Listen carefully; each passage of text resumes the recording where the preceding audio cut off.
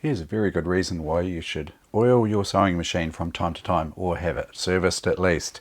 Now, just a quick warning, if you're wearing headphones, you might want to turn it down a little bit. This is a little bit noisy, so just a little bit of a warning there to do that. Have a listen to this.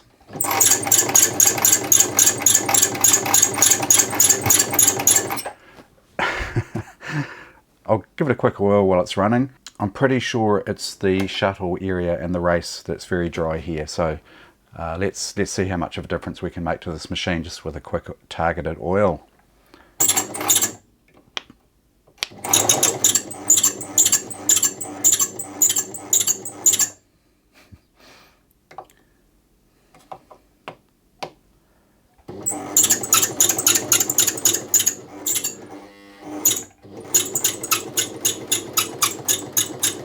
Okay, it's not the hook.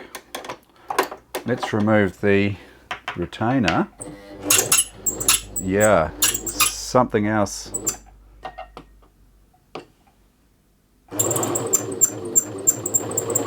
Yeah, that main bearing, I'd say, it's still not right.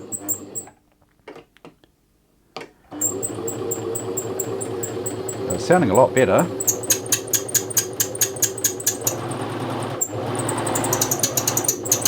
Just get the oil to work through there. This machine obviously needs a full-on service. Yeah, it's slightly improving, but I think I need to get oil in behind that bearing there. So, you know, this machine's in for a full service. So, yeah, I just thought that would be a nice, quick, easy fix, but it's not the hook.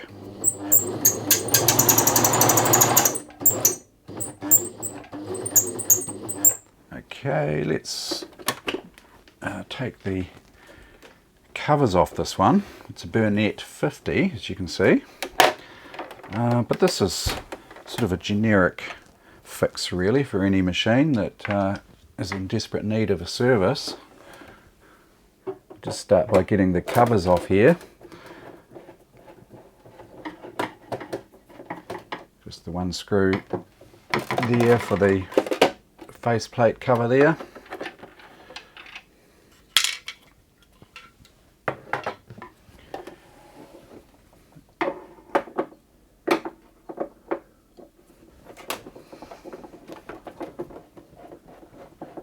Couple of screws here.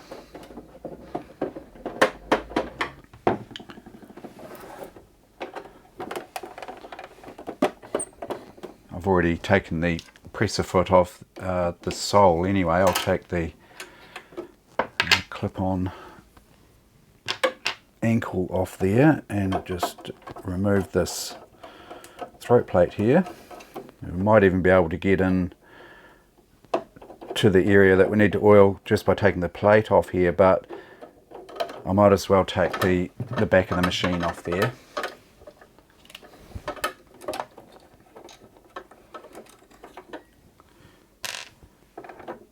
Plate off. There's a fair bit of lint and whatnot floating around in here.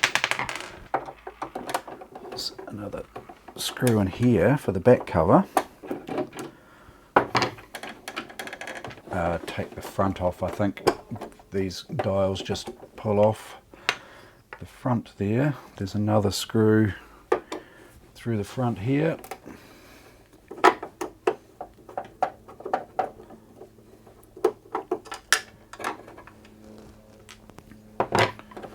And just tip it onto its back and just get that one there out.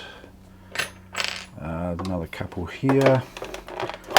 Three there actually for the base.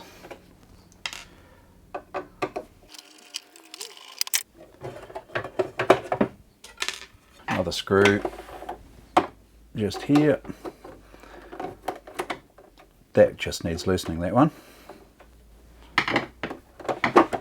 And then that should just come apart like so.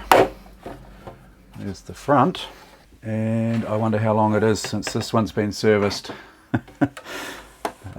Anyway, I'll get the back the back off there. There's a screw here holding the back cover on. One there. There's one up here, just goes right through to the back there.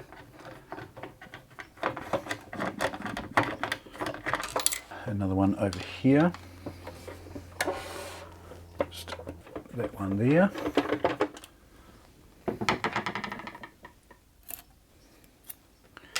One more down here.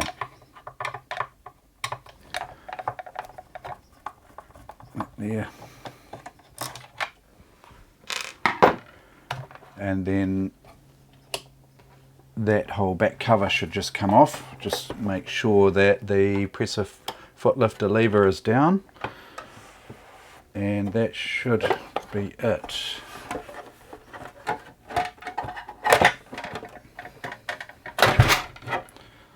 That's the back, that's the rear cover off, and let's just plug it in here. It's pretty safe to plug in. It's all you know, electrically safe to do that. It's quite handy. And see if we can target this squeak here.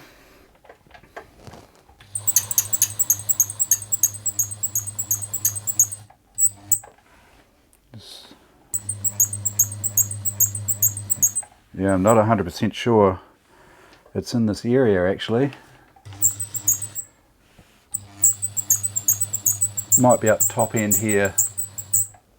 Not 100% sure. But normally I would, you know, use a compressor to blow this machine out. I'll do that, but I won't do it right now. I just want to track down this squeak. So I'll go ahead and just oil the bearings as I normally would for a general service. Start with these main bearings on the top shaft here. Not that one. Sounds like it's coming from over this end here. Could it be?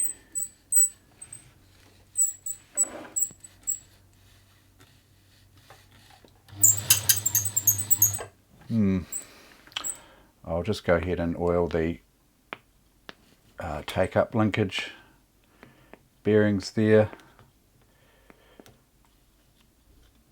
Needle bar. I might as well do the foot bar while I'm here.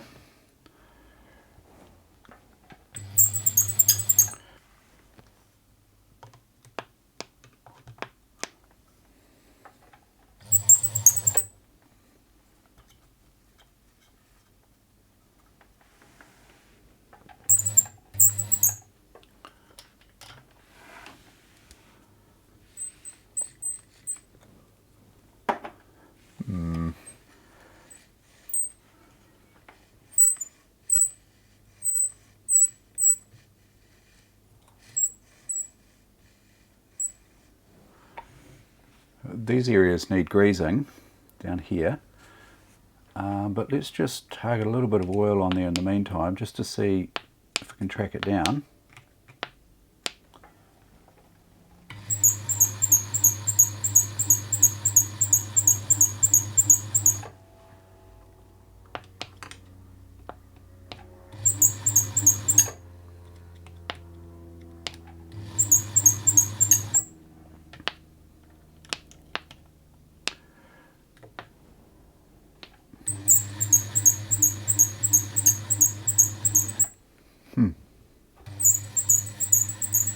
Maybe it is the back of that bearing there. Let's see if I can get into there.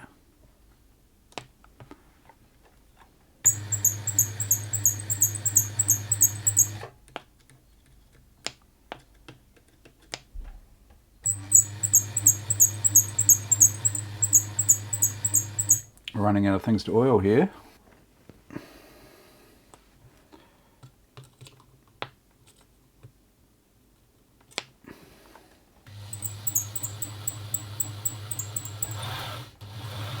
That's it. It was this bearing in behind here. I haven't quite got it, but I'm just getting oil down the back to try and get onto this shaft here for that's the shuttle drive there. Just getting a lot of oil in there. It's working its way down there.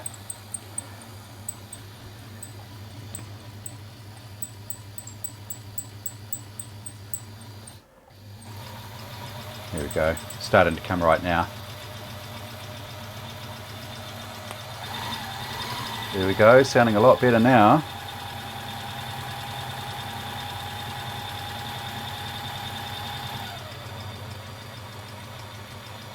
That's it. Yeah, just thought I'd do a quick one there. I thought it's going to be quicker than that actually. I thought it was just the race here that needed oiling, but it was that bearing in the end. And I thought I'd show you how to remove the panels there. As you can see, it was pretty straightforward. I won't go through attaching the panels.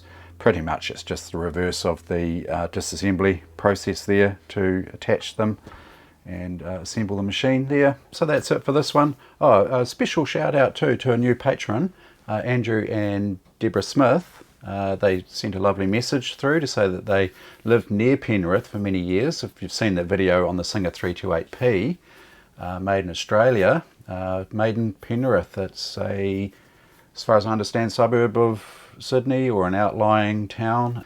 So yeah, they lived near Penrith for many years, but after the Singer factory closed, we were very excited, having seen your video on YouTube, to find one 328P in an op shop in northern Tasmania. If you're not sure what an op shop is, it's a thrift store. That's just what we call them down under here. So they found one in an op shop northern Tasmania, some cleaning, oiling and a new belt, and it sews very nicely.